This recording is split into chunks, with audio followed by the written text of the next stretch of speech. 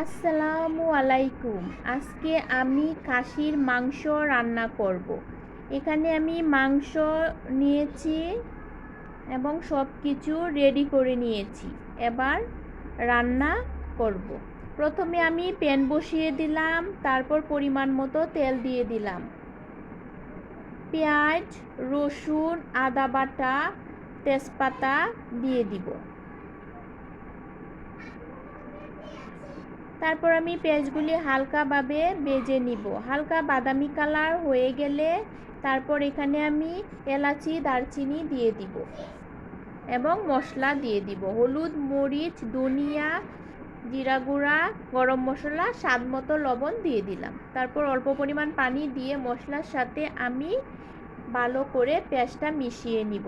মশলাটা একটু কষানোর জন্য আমি এটা ঢেকে দিব।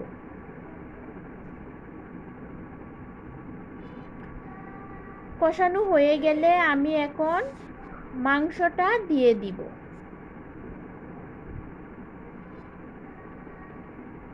মশলার সাথে মাংসটা ভালো করে মাখিয়ে আমি একটু ঢেকে দিব।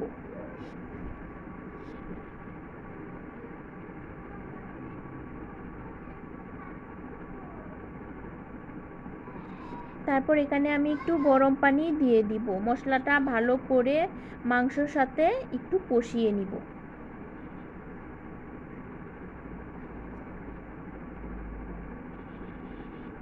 এবার কিছু সময় আমি রান্না করে নিব।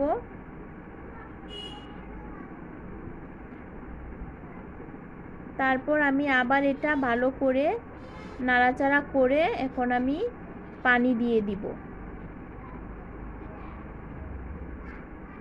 ভালো করে সিদ্ধ হওয়ার জন্য আমি আবার এটা ঢেকে দিব।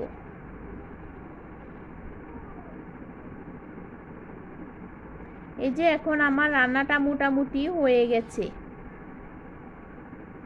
এখন এটা আমি নামিয়ে নিব এবং পরিবেশনের জন্য রেডি করে নিব।